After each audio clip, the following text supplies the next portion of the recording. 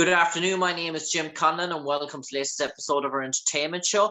As you know, in part three of our entertainment show, we run a special feature every month called Into the Vault series, where we look back at iconic movies throughout the decades, whether it be a 70s cowboy and Indians movie, maybe it's an 80s police cop detective show, maybe it's a 2000s futuristic sort of sci-fi, maybe it's a 21st century sort of space odyssey. Maybe it's a romantic comedy. We look at all the genres. We look at all the decades. We look at all the relative movies that have left their mark in terms of the movie sort of industry. And up for discussion this week is a horror movie. And it's really what we call a horror movie that has grown in time in terms of its relevance. It really has, as years has gone by, it's really a shot to fame in terms of its relevance. It's called House of Wax. It's a horror movie back in 2005. It features a young rising sort of cast at that time, an all-star cast, including Paris Hilton, Chad Michael Murray, Brian Van Hell, Robert Ricard, Jared Padalecki, Jon Abrahams, and our special guest this evening, the one and only Elisha Cuthbert. If you're thinking that name is familiar, you might remember Elisha Cuthbert from the hit TV series 24. You might also remember from the hit Netflix series The Ranch, or you might also remember from the iconic sort of rom-com comedy movie The Girl Next Door. Elisha, first of all, fantastic to have you with us there this evening. And 2005, wow. For me, it only seems like yesterday, but for you, does it seem like a bit ago now in terms of going back to those sort of years? They were really sort of phenomenal years for you in terms of 24. Everything was going on in terms of that. It was sort of a busy time. Did you sort of really revel in the moment, or was it so hectic back in those sort of days? Oh yeah, I mean, I remember just really being focused on the work, and like you said, I was really, by the way, nice speaking with you again. No But problem, yeah, Liza. and thank you for having me. Yeah, I was busy on 24 and really busy. My career was just really, was sort of flying, and it was so I just was in the heat of that, and looking back on it and realizing, wow, what a special opportunity that film was for me to get to do and be a part of. I mean, such a big budget film for me at that time too. I mean, I think at that point, I mean, it was really the biggest production I had ever been a part of. I think our budget was something like, I don't know, 40 or 50 million 40 dollars. million, I think. Oh yeah, 40 million. yeah. I mean, and I hadn't seen anything like that. I mean, we were talking like we had made it. I mean, it was our sets were absolutely out of this world. Um, yeah, and looking back, does it feel like a long time ago? Yes, but it also doesn't, because when I think about it, I could picture myself there in Australia filming, and just the memories of that, great memories. But so it does feel like a lifetime ago, but at the same time it doesn't. It's a weird, life is weird like that, I don't know, it's like you said, it feels like yesterday, but it can feel like a million years ago as well at some times. It's interesting. Mm. And Eliza, you mentioned Australia, and obviously you filmed this movie in Australia. The movie is set in terms of a fictional town in Louisiana called Ambrose. But in terms of the shooting of the movie, when you originally sort of were you dare I say, were you recommended for the role? Was it a talent audition, sort of your talent agent came to you with this sort of project? And was it mentioned to you straight off that obviously you were based in LA? I imagine at the time that this movie was going to be in California. It might be maybe 6 to 8 week. No, this movie was going to be in Australia. It was going to be probably a 6 to 8 week sort of shoot in terms of going out to Australia. Did that sort of phase you at the sort of time, or did you want to know who was attached before you signed on to the process, or were you recommended, were you sought out for it, or did you audition for it? If my memory serves me correct, I was the first one, if not one of the first ones to be cast. I think Chad Michael Murray might have been right around there, if not maybe both of us together. I think he was having a lot of success on One Tree Hill, and I was having a lot of success on 24. And Joel Silver, who was basically our main producer, along with like Susan Downey, and I know that whole group at Dark Castle, Warner Brothers, was really amazing about reaching out to me and sending me the script and wanting me to be a part of the film. So again, really lucky, really blessed. It was it kind of happened at a really great time, and I had really great conversations with Joel Silver, who is like such a legend. Like I remember being like, I'm in the office of the guy who created like Weird Science. Like I just was like, or produced like all these amazing. Like you look at his resume and it's just like the Matrix. I mean, the catalog is out of this world. And so I thought the script was a whole lot of fun, and met with our director at the time and had a great conversations with him. And no, I was super pumped. I was like, I can't believe they're even considering me for this, and that I get to go off and do this. I mean, I was over the moon about all of it. I wanted it to be a huge success, and yeah, and I was so pumped to get started. And one thing that struck me, Eliza, the casting was very clever. They got probably six actors and actresses. Roughly, you could really envision them around the same age. Yourself and Paris Hilton, then Jar Padalecki, we know him from Supernatural, in terms of the sci-fi show. Ray, you Yes. mentioned there. Chad Michael Murray as well. So in terms of that sort of, you almost felt that those sort of times that it was a good casting sort of decision. There was a good sort of niche. You really sort of were able to pull off that sort of late sort of teen look, that 19 to 21 sort of vibe, which I suppose the movie was sort of going for, the young sort of adolescents that were just probably just, dare I say, hitting the freshmen's or fresh years in terms of what they call in American college. Sure. And I think, looking back on it now and realizing that a lot of us were from, Joel Silver really had pulled a lot of us from television.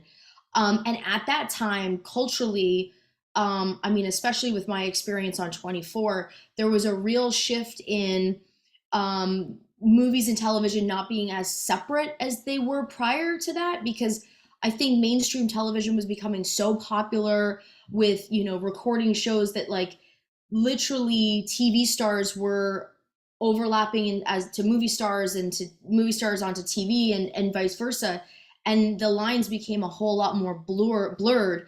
And so I think it was kind of really intelligent for everyone at like Dark Castle and like Joel to kind of go, let's snag these like young kids from the most popular shows. And I mean, Paris, I mean, The Simple Life was absolutely huge. So her Self being and Nicole Richie were right. the main sort of talk all around the showbiz world at that sort of age as well. Yeah, so he kind of pulled, and not only that, they had this. I don't know if you're familiar with it, but we had simultaneously, while we were filming in Australia, an MTV reality show on the making of House of Wax with all of us. So it was Okay. a real parallel of, we're going to take film and we're going to take sort of what's happening in TV and just merge it and get all these young people interested in to come see the movie, and hopefully are drawn to these actors that are doing television right now. So that was really kind of clever when I think back on it. I mean, you're right. I mean, the cast really was young and really busy, and especially popular on TV shows. And Eliza, I do an awful lot of interviews these days in terms of current movies that are out, and you talk about actors and in terms of green screen, and nearly everything these days is in terms of green screen, in terms of actors trying to imagine and envision on set what the sort of familiarities was. But back in 2005, those sort of days, in terms of the design and the detail that went into making these sets, were practically outrageous in terms of what they did in terms of to make, and especially the House of Wax, in terms of that museum. I imagine it was probably maybe the best part of 3 to 4 weeks in terms of building all that set from sort of scratch. In terms of that, to our viewers and listeners, in terms of that, there was no green screen back in those sort of days in terms of House of Wax. When you arrived on set as cast as the first time you began shooting, were you sort of Yeah, I know you'd seen an awful lot in terms of Hollywood leading lights, in terms of California and what could be. Were you still taken back in terms of what they had done to try and make this so realistic in terms of this? Because it almost felt like you were going into Pompeii, really, in terms of the detail that they had gone into. Yeah, I mean, I think even for today's standards, I think any actor walking on that set the way we did, I mean, would their jaw would be on the floor. I mean, what they built out in the sound stages was an actual town. And I had never seen anything like it. I mean, I was getting ready to be prepared to have, I mean, just reading off the page in the script, are wanting to like really see vision boards and storyboards, because I would imagine a lot of it we'd have to draw from. And I mean, I was assuming there'd be at least, because my work on 24, we did a lot of stunts and a lot of different things, but we did, there was green screen and things like that. So when we showed up and the whole town was actually built, Hmm. I couldn't believe it. And that there were, these real life, wax figurines, hundreds upon hundreds of them, set walls covered in wax, floor to ceiling. I mean, there was really no need for us to, stretch our imaginations in the least bit. The entire town was recreated. I mean, other than like Tim Burton, doing these things. I mean, I had never been on a set like that. It was incredible. I mean, when you watch the film and you see us walking around, I mean, it's the real deal. It was crazy. It was absolutely crazy. It was crazy. Yeah. And Eliza, in terms of the lighting and the nighttime scenes, in terms of the cameras, in terms of that, what makes really good horror is that bit of the sometimes the quietness, this bit of suspense in terms of the bit before the actual sort of horror entails, that maybe 30 seconds, that 40 seconds where the actor or the actress is on their own, maybe that sort of just showing off that fear before the element of horror sort of occurs. And that's really relevant. There's some scenes within your House of Wax where we can really sense that you're just there and you're just waiting, dare I say, for the inevitable to happen. But it's sort of, as a viewer and as actors, we almost feel like it's a lifetime in your presence, that you're almost waiting forever for ultimately what is, dare I say, around the corner there, and it's not going to be good news. Well, I think the trick in a lot of those scenes is for the audience to be in on it before the character in the film is. So I think when there's, I think one scene in the film, I want to say it's an altar that I'm hiding under, and but I'm because I can't see what's coming, but the audience can see that the villain is approaching, and my character, you're in on it and you can see what she can't, so there's suspense, that I think anytime you let the audience in on what's about to happen to the character before the character can realize it, that builds up so much more tension.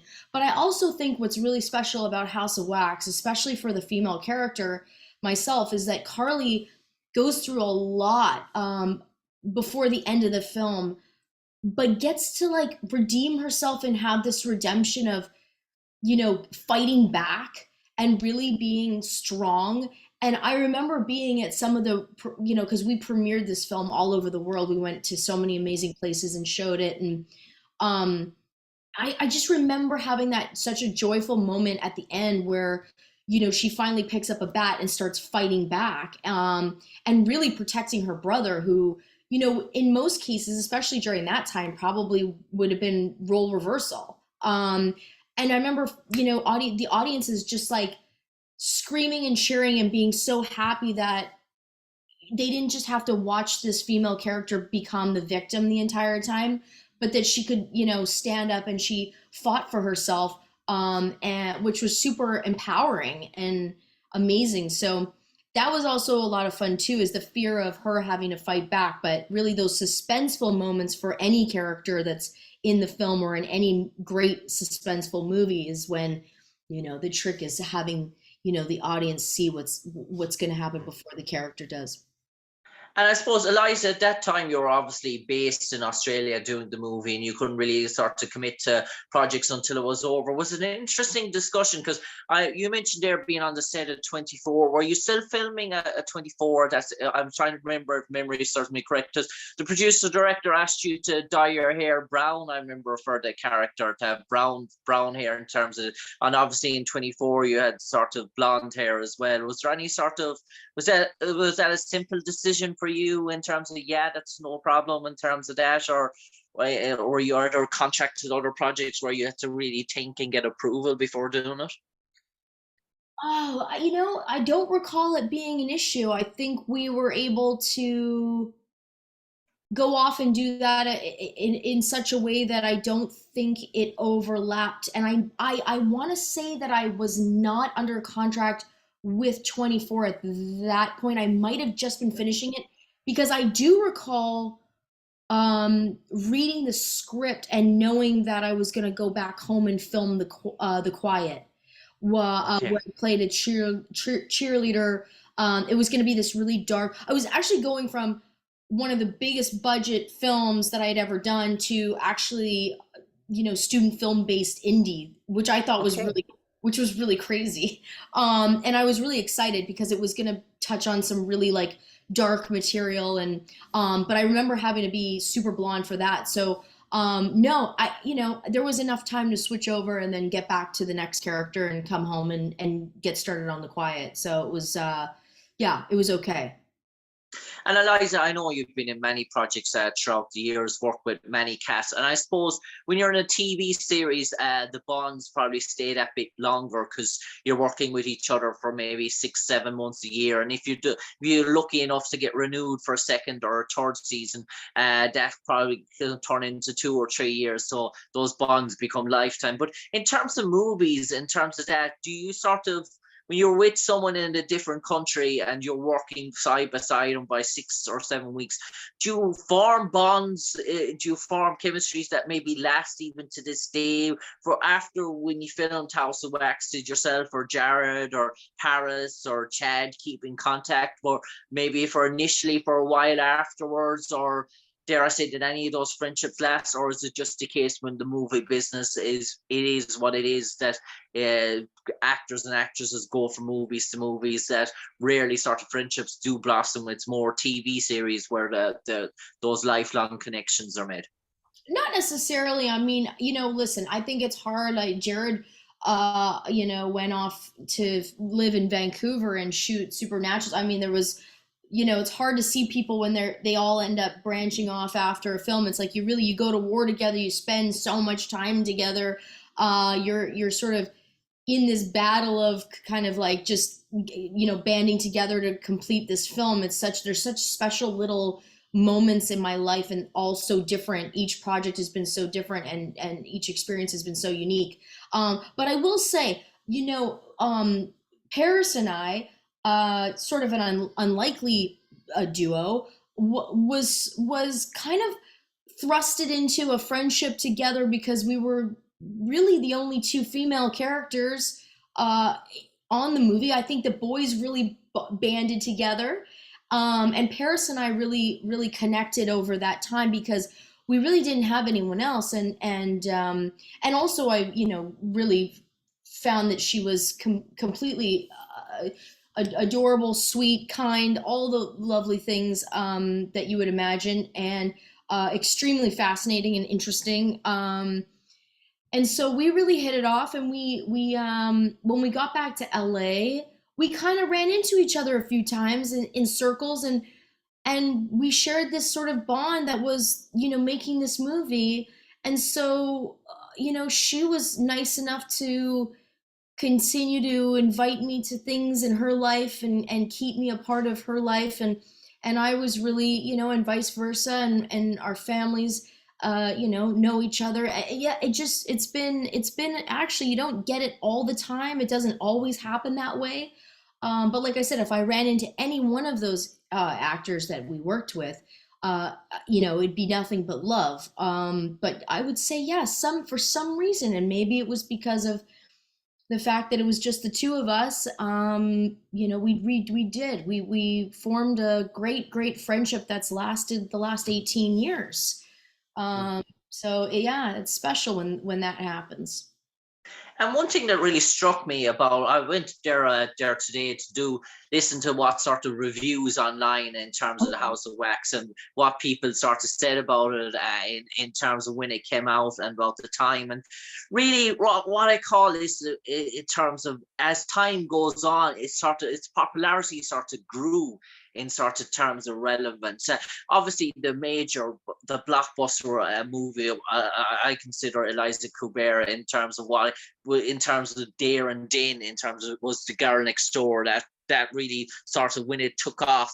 When it originally came out, it really that sort of rom-com comedy, it was really relevant at the time. But as time goes by, really, the House of Wax, it really has grown and grown on people, and people are discovering it for the first time. And many people have watched it over and over again, while people probably the girl next door probably have watched it at the cinemas there at that time or watched it there and then. But the House of Wax it's developed a following. It's sort of, dare I say, as the years gone by, people have gone back to it and say, yeah, that was real quality. Yeah, it's weird though because I agree with you. I think people would imagine that The Girl Next Door was much more acclaimed and successful for me personally in my acting career. But to be honest, House of Wax was a much bigger success at the time, even though the reviews may not have shown it. It was a blockbuster hit. It made money for the studio. It was seen all over the world. And The Girl Next Door kind of got a slow start and may have had great reviews for the small amount of people that had seen it, but people didn't flock to the theaters to see it. It was not a theatrical opening weekend blockbuster hit. And I feel like The Girl Next Door has really, as word of mouth sort of became, people passing along that they love this movie, it has grown substantially. But what has changed and shifted in House of Wax is that I think people thought it was sort of this, pop cultural kind of joke, but everyone went out and saw it. And now, as it's slowly becoming now this sort of iconic for the time film, the reviews have gotten better. So I think our initial reviews, where I think a lot of critics wanted to hate on it, maybe because they didn't take us seriously as actors, or thought we were well established enough to be holding our own in this huge blockbuster of a film. I don't know what it was, but I'm glad people are enjoying it, and it brings back some sort of nostalgic feeling for them, and that it's enjoyable to watch from start to finish. I know that it just released. I just happened, ironically, it was like so crazy, but I just happened to be at a Netflix Canada event, and they just because every Netflix territory has different stuff at different times. And I guess they had just put up our version of House of Wax. And it was, it debuted at number 7 most popular thing, film on Netflix for the opening week. So I just thought, I love that people are kind of finding it again and enjoying it. But yeah, ironically, it was a really big success for all of us. And The Girl Next Door, even though I knew how great the film was, I mean, we had much higher hopes for its debut weekend, and unfortunately, that just didn't reflect in the numbers. And Eliza, in terms of sometimes horror movies can come across maybe some bit cheesy, or in terms of the horror, in terms of the gore, where you can see sort of through this, but so much detail went into this sort of a project in terms of this sort of premises, in terms of the emotions. It almost felt like that the pre-production rather than the production movie, that's where the success came from, because everything was sort of dare I say, planned so much in detail in advance that there was nothing left to chance, dare I say. And sometimes in horror movies, you can get to see sort of things where you can see, right, that was a last minute job, or that was a sudden change, or there was a sudden sort of script change there, or that Right. was sort of rebooted at the last moment. You don't seem to get that in a House of Wax. It almost feels like it was sort of smooth sailing throughout the filming. I might be wrong in that, but I always felt like from start to finish, that was just a smooth operation from the time you came to Australia. Yeah, I mean there was a pretty big hiccup in that we had a fire, and because we were dealing with all this, flammable and wax and structural boards. When this small fire caught at one point during production, it kind of went up quick, and it was quite dangerous at the time.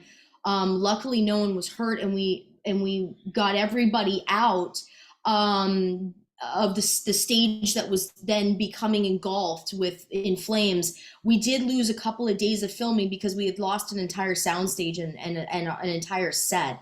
But Wow. again, but that was a really bizarre sort of a fluke accident that happened while we were filming that got rectified. But to what you're saying, I understand what you mean. I think what really didn't falter is that at no point did we hit some weird, oh, we need to rewrite 30 pages, and the studio's not happy, and how are we going to film this? No one's made any real decisions on how this is going to be approached. So yes, I think there was a well-oiled machine that was happening way before we even got there for pre-production. And like I said, I think our director was really at the helm of that. And again, our budget was insane and awesome. And so yeah, I think it was very well orchestrated, other than having our fire that made quite the headlines in Australia. And Eliza, before we start to close now and we come to the sort of final premise, just want to touch on one or two other things. You before we came on air, you mentioned a new movie that you're probably in the works in terms of making, probably later in the year. Bandit. You might enlighten all our audience, listener, viewers that might want to see Elisha Cuthbert on our TV screens or movie screens in the near future. Yeah, we so I just released a movie with Josh Duhamel, and Mel Gibson's also in the film. But the great thing about the film is that it's a real fun ride, in that it's a bank heist movie, but based on a true story out of Canada. So of course, me being Canadian, it was a project that I really wanted to be a part of. Glad that we got to tell the story of our most notorious bank robber of all time. And he really did a lot of damage back in the 80s, and did it at a time when I think nowadays probably wouldn't have been so easy. But disguises, flights, lots of orchestrating parts and pieces, and I play his wife in the film, who may or may not be in on it. So if you're interested in those kind of films, definitely check it out. It's on almost every streaming service. So if you've got one of those, then yeah, just look for it. It's called Bandit. So yeah, that was a fun That's project. that's almost like a 90s version of Bonnie and Clyde, dare I say, it brought on through the years, is it? Maybe. Yeah, yeah, maybe. And Eliza, you mentioned also about your time filming a movie here in Ireland. You might enlighten us. Did you get to see much of the country? I know it was after we spoke we spoke to you on air about season 6 of The Ranch. And after that in 2020, you mentioned that you came to Ireland and you filmed a movie. Might enlighten us viewers this. Did you get to see much of the East and West Coast, and did you spend much time in Ireland? Oh, well, I was there for 5 weeks of filming and 2 weeks of quarantine. It was at a time during 2020 where COVID had really done a number on everywhere. And we were just hoping and praying that we could get the movie accomplished and done without it getting shut down. So my quarantining happened in Roscommon. Uh, Wow. yeah, but I have to say I was on a property that was I had my own, it was kind of another movie on unto itself. I was in the countryside, as you know, or middle of the country, in sort of farmland with my own cottage, and really was hunkered down there, and it was an actual delight. I have to say, it was amazing to be there. We shot, from what we were allowed to see and venture out and do, which was, the filming side of it. We were in Castlereagh, and then a little bit in Glasgow, and anywhere else. I don't know if I can think of anywhere else that we were filming, but Did many of the locals at the time we were know in Galway. We were in Galway. Sorry, we were in Galway. So I think I stayed more to the West Coast? Yeah. yeah, and there was really not that I can remember. There was no East Coast, unfortunately. But listen, I would love. I'm trying to, fingers crossed that we had great producers on the film. And I'm really trying to get them to convince them to get me back there to film again, because I really did love it. And this time I could bring the family because it's not COVID stricken. So I listen. I hope it's not the first and last time that I get to work there, because I really do love it there. And I will say, probably one of the best crew that I've ever worked with. I just was blown away by their professionalism, and how well they work on and understanding the production side of things. It was just, I mean, amazing. And yeah, I don't know. It was a wonderful experience. I would do it over and over again. And was it all hush hush, dare I say? Because Castlereagh and Roscommon ain't the biggest counties, and words would probably get around fairly fast that a Hollywood actress is staying sort of there. So was it a real sort of private publicity? Was it, apart from maybe one or two, was it very secretive, very secluded? Did you arrive in Shannon Airport? Was it all kept under wraps that you were staying in Roscommon even during COVID, dare I say? Yeah, I mean, I think it was just a really weird time that, I mean, even if people knew that we were there, I don't think that, I mean, first of all, pubs were, everything was completely shut down. So it was, yeah, it was just a weird time to be there. I mean, unlike any other time prior. So I think it did lend itself to, keeping the production really, sort of in its own bubble, I guess you could say.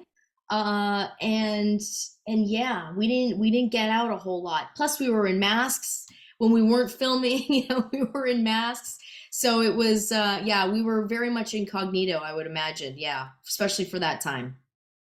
Wow, wow, wow. Elisha Cuthbert, before we finish off now, I might bring you back for the final 30 seconds. As you mentioned, been showing on Netflix and doing quite well in terms of recently, in terms of House of Wax. There again, you might enlighten all our listeners and all our audience. And dare I say, I know for myself, I have a younger sister and she was only born in 2005. So she's roughly 18 now. So there's a whole new generation out there that might be discovering and are into that horror sort of genre, that might be discovering House of Wax for the first time. You might enlighten all our audience and listeners if they want to tune into a horror movie and they hear about House of Wax, and what's in store for them.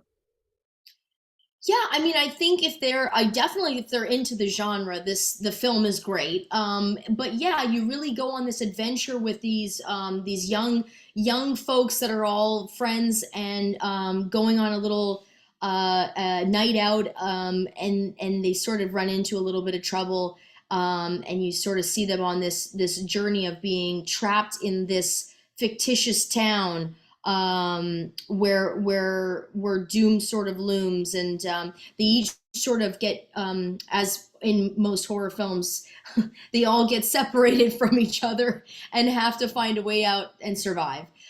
Some make it and some don't. So I won't throw any spoilers out, but it's a really fun one too, because I think pop culturally you'll probably recognize a lot of people from when we were all hell of a lot younger. But it's also a really great journey to see these characters battle through and try to fight to survive. So it's a lot of fun. So if you like horror films, I would definitely give it a try. Elisha Cuthbert, I know we've probably gone past the 15 minutes there, but it was a fantastic conversation there this evening, talking to us. And I dare I say it was 6 years since we last spoke. Hopefully it won't be 6 years again until we speak again in the future. But thanks from me, Jim Conlan, to you, Elisha Cuthbert. Thanks for joining us this evening. Stay safe, stay well, and do come back to Ireland. Do, obviously, with your family next time, do come down to maybe you're in Galway, do come out down to County Clare, check out the Cliffs of Moher, the Allowee Caves, Carse Limescape, all the Norman and sort of Viking castles that Ireland have in store, and obviously do get to explore the countryside here in Ireland. And for me, Jim Conlan, to you, Elisha Cuthbert, we'll talk again very soon, no doubt, in the near future. But stay safe, take care. Elisha, pleasure. Cheers. Thanks, Jim. Thank you. Thanks again.